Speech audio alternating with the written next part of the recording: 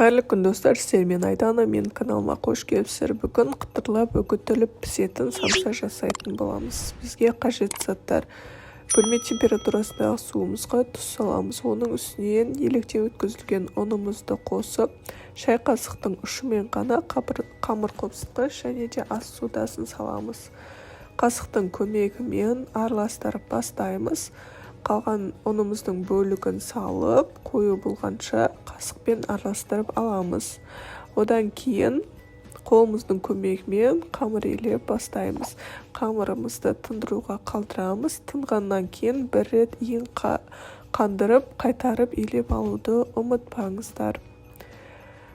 Бетін жауып, тындыруға қалдырасыздар. Иі қанып тынған қамырды алып, енді екі бөлікке бөлеміз. Бұл жерде екі суала болады. Үлкен-үлкен екі бөлікке бөліп, суала жасап, бұларды тағы да 5 минутқа тындыруға қалдырасыздар. Сол кезде оңай жайылатын болады. Бұл аралықта біз арасына жағатын майымызды ертіп аламыз. Менде 82% сармай, негізі 72%-дан жоғары қолданғандарыңыз дұрыс. Қайнап суы шығуы қажет. Енді қамырымызды жайып бастаймыз. Басында қолымыздың көмегімен осылай үлкетіп аламыз. Одан кейін оқтаудың көмегімен дөңгелек етіп жайып бастайсыздар. Қамырларыңыз жұқа болу қажет. Жұқа қылып біркелкі дөңгелек етіп жаясыздар. Иі қанған қамыр оңай жайылатын болады. Бетіне еріген сармайымызды қойып, барлық жеріне біркелкі болғанша жағып шығасыздар. Жан-жақтарын осылай қайтарып, сол кезде май оңай жағылады. Енді орап бастаймыз. Тартып орағандарыңыз дұрыс. Майларыңыз кішкене қатқанын күтесіздер. Себебі шылқылдап тұрса, ол сыртына шығып кетуі мүмкін. Бұл бірінші суаламызды алып қоямыз да, екінші суаламызды дәл солай жайып, бірінші қамырымызды қойып, екеуін бірге орайтын боламыз. Орап болғаннан кейін қамырымызды тоңазытқышқа қалдырамыз. Яғни бұл қамырымыз қатуы қажет. Сол кезде бізде қатпарлы самса шығатын болады. Қатқан қамырымызды кесіп, бөліктерге бөлеміз де дөңгелек форма жасаймыз. Міне кәдімгі қатпарларын қатты баспай, әдемі формаға келтіріп дөңгелетіп аламыз. Одан кейін оқтаудың көмегімен барлығын дөңгелек етіп жайып шығасыздар.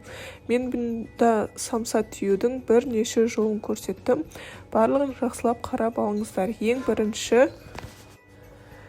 бірінші үшбұрышты, бірақ асты дөңгелек үшбұрышты ерекше формада түйетін боламыз. Ішіне салмасын салып аламыз. Салмасын қалауларыңызша өзгертсеңіздер болады. Еттен, асқабақпен немесе картоппен жасасаңыздар болады. Міне самсаның астын ең бірінші дөңгелек етіп біріктіріп аласыздар. Жоғарысы үшбұрыш болады.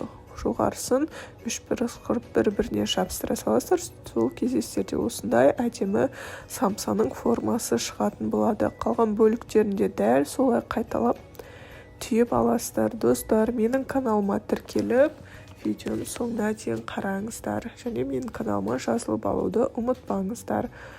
Самсамызды түйіп алдық. Бұл бірінші түрі. Енді келесі түрі. Кәдімгі қарапайым үшбұрышты самса түйеміз. Бұл жерде салмасын кішкене көбірек ортасына қарай салғандарыңыз дұрыс. Сол кезде самсаларыңыз томпиып әдемі болып шығады. Бұл үшінші түрі. Бұл түрінде көпшілік қыз-келіншектер біледі деген ойдамын. Осылай әдемі етіп түйіп шығасыздар. Келесі соңғы түрі. Бұны қарапайым төртбұрышты етіп түйесіздер. Яғни төрт жағын бір-біріне қайтарып жауып шығады. Сол кезде осындай төртбұрыш самса шығатын болады. Барлығын пергаменттің үстіне салып, бетіне жұмыртқамызды жағып шығамыз.